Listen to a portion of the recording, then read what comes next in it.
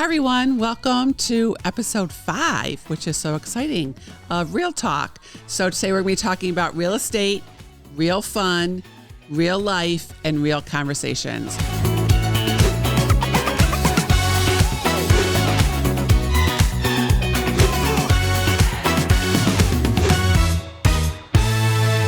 So I'm joined today with Sophia from my team, and also Richie. Welcome back. Back again. So we have some topics to talk about today, and one of them is really seller's options. So our mortgage lender said to me the other day, Karen, you have no idea how many people want to move and sell their home. And he said it quite dramatic, even though I love him. Yeah. But it took my breath away a little bit. I was like, wow. Now we all know, like myself, I'm not ready to sell. We all know that people want to sell and they don't know where to go. And I think that that's something that's very important. We've talked a lot recently. One of my new favorite words is solutions. So we, KPG, have the solutions. Yes. All of them. All of them. Maybe not all of them, but hopefully we'll figure them out. Yeah, we'll figure it out together. So Sophia, give us an option that sellers have. So like an easy option that a lot of sellers think of, the most like common option would be to go into a family member's house, go into a friend's house and just sell your house and move in there for the time being before you have a new place to go. So they're moving in with their kids. Yeah. And I know that's something that a lot of people don't want to do. Some people are comfortable with it, but if it's an option, you save money. But. Absolutely, too. And it's a great option because sometimes they have little kids themselves, meaning the people they're moving in with, and that way they have a built-in babysitter for a little while. Yeah. You definitely need a plan as a seller. So, Richie, what's another option for sellers out there? We're just going to make that option 3, though. We are going to make that option 3. C. Second option, dealing with it right now, is sell your house, but then live in it. All right. We're having buyers, doing use and occupancies where, they're just going to become your landlord from now on. And it's any given time. I know when I bought my house, it took the seller like another 2 months to do what they needed to do before they got out. And, I sat there and waited, extended the rate lock, once or twice. But, I was really willing and ready to just let them, kind of stay there until I can get my house in the right time. Yeah. So use and occupancy. Yeah. Where they can close on the house. Yep. You talked about use and occupancies, right? Today. That's what your tip. Yeah. Okay. Yeah. Today. Number 2. Yeah. So use and occupancies, the seller closes on the house. The buyer owns it. Right. And then the buyer lets the old seller live there for realistically under 90 days. Correct. Yeah. So you can give yourself that first 90-day closing, then an additional 90 days of staying in the house. Right. Traditionally, most closings are 45 to 60 days.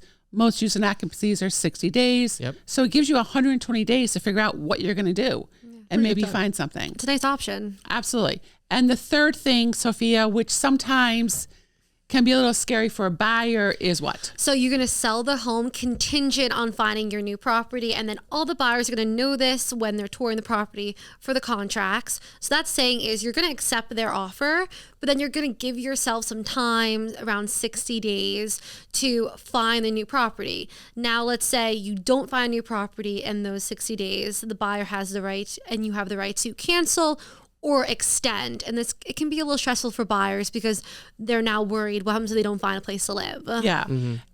But that prevents the seller from being homeless at all. We're not going to make you homeless. We're not going to make you homeless. I promise you, there's always a solution, right? I feel that you could do a combination too. So you can say to them, listen, I need 60 days to find a house. Okay. If you don't find something, then you can move in with family. All right. If you don't find something, then you can do use and occupancy. Yeah. So there's different ways to combine them, but guarantee that you're going to move. Yeah. Sometimes, as you said, Sophia, the buyers want that guarantee because they're paying for things, right? They're paying for the home inspection. They're paying attorney fees.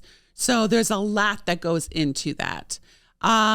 Sophia, have you ever done where the client needs to find a house and makes it completely contingent?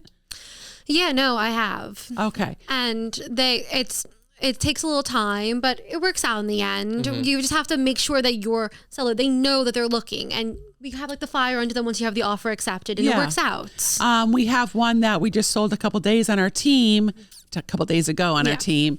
And those sellers moving to Pennsylvania. Yep. So the market's a little bit easier there. Yeah. So you'll find people downsizing sometimes are not staying here.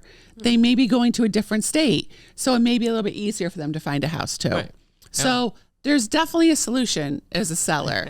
There's definitely a plan, and we got you on that. So let's switch gears a little bit to buyers. So you guys list houses also, but you do work with a lot of buyers. Yes. And one of my favorite sayings is, you need to love the house you buy. Do you think buyers understand that? I think some do, but I think some don't. I think some don't really realize what their wants really are in a property until they go out and see properties. I'll get a call with someone, they've never seen a house before, gone in a showing. They tell me all these things. Once we've seen 3 houses, they've realized what they thought they love isn't really what they love. Yeah. Maybe HGTV has skewed them a little bit to not understand.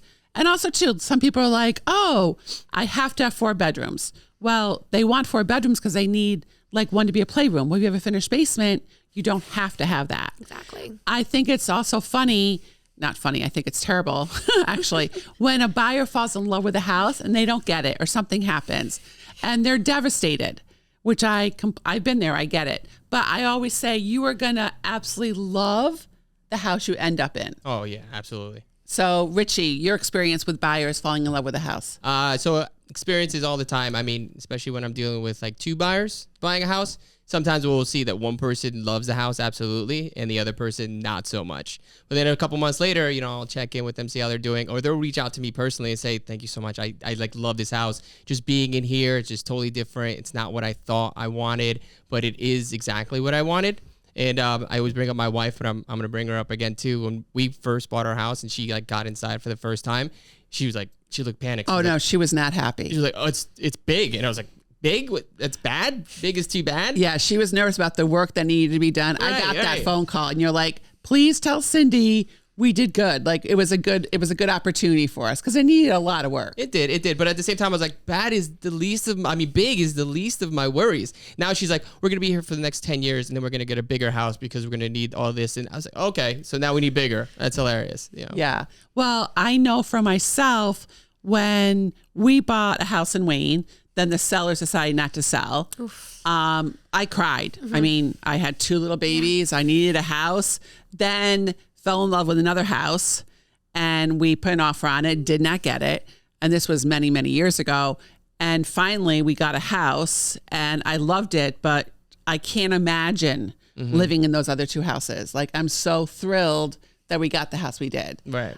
So it always does work out. The way it should. Absolutely. It's meant to be sometimes. It is meant to be. But How I cliche think is that saying? But it is so true. The amount of times I've had to say that. Yeah. There's so many sayings that are so cliche. But one of them is, it is meant to be, and it does work out. Yeah. But right now, the real estate market is brutal for buyers, and no one's minimizing that. I mean, it is tough because they can put, 6 offers, 9 offers on a house before they get one that they love. Yeah. But wants versus needs, no matter what price point you're in, you need to make a sacrifice. Definitely. Oh, yeah, there's going to be something. Yeah. What's my saying about a $4 million house? Who knows it? Your wine cellar is going to be too Your small. wine cellar's too small. Yeah. Wow, good one. I was like, Sophia. don't look at me for the answer. Really? Yeah, I was like, oh. You've heard that. Hey, don't stump me on a podcast. We're live. I know, right? So I've always said, no matter what, if you're a $300,000 buyer or a $4 million buyer, you always have to make sacrifices. But most importantly, like, what you love about the house sometimes isn't even the house itself. It's the memories that you generate, the experiences that you have, like the traditions that you make, and just the way you decorate it too. Can of paint can like kind of change everything. So that's what makes a house, honestly. The first house we bought, I don't know if I've said this before because I don't know, I feel we just all talk too much. Yeah. I walked in and I was like, what the hell did we buy? I hated it. No, I hated it. Yeah. All the decoration went away. It didn't look charming anymore. And I wasn't going to say to George, what the hell did we buy? Because I knew he would not be very happy with me. Yeah. But I'll never forget that feeling. I was terrified. And And I mean, that was over 32 years ago, but still, like, you have to remember, you're not buying the decorations. Yeah, no. You're not buying the new furniture, right? That stuff all goes away. Funny enough, every time you do a walkthrough, you know, my clients kind of forget it's going to be empty, and they see it. They're like, oh, whoa. Yeah. Sometimes it's good. Like, oh, it's way bigger than I thought because they had that huge, like, dresser or chest. Or sometimes it's just like, it's a totally different house. I'm like, yeah, now it's yours. Yes, now you get to paint it because now it needs paint. Yeah, and especially Yeah. behind the furniture. If a house, one tip I will say, Yeah. if a house looks dirty with furniture in it, when you take the furniture out, it does look dirtier. No, you're gonna have clean spots where the bed Exactly, was, or yeah. where the dresser Oh, was. it's like the you know? faded spots. Yeah, like one clean spot. Some people don't believe in moving furniture ever in 50 years. Yeah, no, we just got a new vacuum to clean under the couch, so we won't be one of those people. Yes, thank God. All right, so speaking of vacuuming and having weird statements and all that fun stuff, pet peeves. I got a ton. Okay. What? Okay. All right. So let's let Sophia talk. Yeah. All right. Ooh, okay. So I think one of my biggest pet peeves is, you know, when you're shopping and you're like on the counters, people like leave their Starbucks cups like on the racks and stuff, like they're trash. Oh, I'm like, you It's can't. skeevy. I know, like you couldn't. And then as someone who worked in retail, Yeah. that was me like having to throw it away. You know how grossed out I always was when people would do that. So I just feel so bad for the workers. And I'm like, you couldn't walk the 5 feet to a garbage can. Well, people are slobs and they're rude. Yeah. Yeah. Richie, you told me something that talk a leaving, you do talk a lot, not putting your grocery cart back. Oh, You think yeah. it's super disrespectful. And Yeah. actually, I'm going to say this. Good one, Don't one. be a hater out there. I would say 75% of the time I used to. Now it's like 99.9% because what did you say? It was like inconsiderate and the person was lazy or something? It's the ultimate act of selfishness, okay? Because you're not getting rewarded to put your card back, but also nobody's watching you put it back. So it's up to you internally to say, you know what? I'm going to do the right thing, not to make anybody else but myself in the world a better place, is put the cart back. Because, I mean, you got a nice car. Do you don't- want a cart ramming into your car? Oh, if it's windy out, I definitely do. Exactly. So just be Yeah. that good person. Put the cart back. There's a guy on TikTok, or I'm on too much, the cart narc. I've seen that guy. Oh, really? Where he goes around and he throws magnets on people's cars for not putting it back. He goes, I'm just, I'm just a car. And people try to chase him and fight him, but he stands so you know, mad. 10 toes down and like argues my with them. It's gosh. hilarious how mad people get. Do you move them to the store, or can you leave them in the parking lot in the little areas? 'Cause I don't want to take a guy's job away, okay? That's No. still someone's job. I put it in the little, little house. Yeah, the it house. goes Yeah, into. okay. But you know what feels really good though? This is so weird. When you have the cart, you just push it and you just watch it fly into the cart Yeah, like, holder. I love that. It really does bring me a little See, satisfaction. so it's a lot. If you make it fun, you could ride on it like it's a cart yourself. weird. And like, I Yeah. don't Yeah. care. 34 years old, I'll still ride on the front of a cart. Oh my gosh. I'm hitting my face here. So one of my biggest pet peeves, well, I have a lot of them, but this time of year when you still see Christmas decorations up, it makes me crazy. I see more than I think driving to work every day. There's more than I think on my way. Really? Yeah, no, my Yeah, mother-in-law, I I was at understand. the house and she had him on the tree. I was like, forgot some. She goes, for next year. Yeah, it's not for next year. It's No. not. So I do realize older people, I'm not, trashing them, but I just don't understand it. Take down the outside lights or Don't put them up. don't put them up. Take down my the motto. wreaths on the front door. I mean, I'm a holiday freak. I decorate for every holiday. I just put up, the spring decorations this week. So St. I Patrick's East- Day decorations had everywhere. St. Patrick's Day decorations. I but took they're them gone. down on St. Patrick's Day and I put up the Easter stuff. So did I. Yeah, get rid of it. No more. I don't know how you have time for all that. It brings me joy, actually. Okay, see? So it really does. I like it. Things that make you happy. But that's not a pet peeve. No. Another pet peeve, water bottles. I swear to God, as a mom and all the moms out there, you know exactly what I'm talking about. Water bottles everywhere in the house. Whose now, is this? Oh, look, Josh has got one. But the thing is, and they're not empty. Like the So, plastic ones? The plastic. Now, obviously, now my kids are using the reusable ones. Stanleys. Yeah, the Stanleys or whatever they have. But growing up, I could not take it. And they would all be, I used to take them downstairs and water my flowers outside because it's such a waste. I'm not going to dump down the water, down the drain. Yeah. I put it in my iron. My wife's like, well, you wasted Oh. good water on iron. I was like, it would have been waste anyways because you would Yeah. blame someone else's on, that's my sister's who came here's water. I'm like, Yeah. no, it's not. It's your water. Absolutely. So, Richie, what's another pet peeve? And we're going to go to text messages. Okay. If you text me, Mm. okay, I'll accept it. But once you text me KK, you're already putting the 2 letters in there. Just say okay. All right, just okay me. Yeah. I think that, I mean, you could talk for years about pet peeves. Maybe how too about your many. boyfriend? Does your boyfriend have any pet peeves that I think annoy you? I feel like that annoy me. Yeah. Don't say it out loud. I was gonna It's say. okay. Well, I was gonna say like the might making be the listening. bed thing. Like, He doesn't make the bed? well, he doesn't have like the fancy. There's like just like a normal sheet. I think it's like Oh. a guy thing. Like I want like a comforter, like and like nice pillows, Yeah. but it's not. Oh, don't get George Peters started on pillows. Yeah. But I can't really complain but that's one thing. Yeah. George thinks our garage is messy. And you couldn't that have my kind of Don't come to makes my me a house. little crazy. What? Because So- it's not messy, and he thinks it's messy. I always say to him, let's go look at messy garages. Because Oh, I'll show you respectfully, mine. sellers typically, a lot of sellers don't use their garages. Yeah. And, you know, they are full of things. We park our car in our garage all the time. So our garage is not messy. So that makes me a little crazy. Yeah, My garage can't even fit a car with all the stuff that it's in it. See? No. You're one of those people.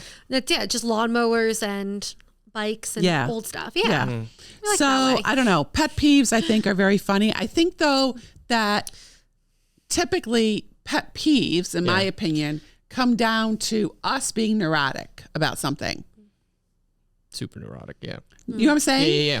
So is it really the person that's doing the pet peeve? Yeah. Or is it us having the issue and the neurotic, you know, like Yeah, taking well, down the Christmas decorations? Let's go back to what I'm talking about. Right. We take ours down So you make it a before habit New to Year's. take it down. Yeah. So my thing is, if I can take them down, why can't you? Yeah. So now you're pointing the finger. I don't even know Yeah. these people. So I am pointing the finger, Yeah. right? I did it. You should do it too. Yeah. Kind of thing. So, and with the bed, right? And the KK, yeah. Yeah, like, I can do it. Yeah. Yeah. And you had to clean up those coffee cups. But Yep. people are slobs, and that's not fair. I know. Yeah. I hate that. And I then, like, if I have my own, Yeah, that's I just- make sure I throw it away. Yeah. That's So, a legitimate one because now you're just being a slob. Yeah. Yeah. Yeah. No one should be a slob. Like I get an accident. Like I have definitely done that in a store. Like I completely lost it, and I get that happens, but not everyone's losing it. People are losing it. Yeah, actually. Like they're hiding it in the clothes. Like, oh, no one's going to find this for a couple months. Yeah. Right? So, well, I appreciate you guys very much for our real talk today. Yeah. So we'll see you next time for the next conversation. Take care.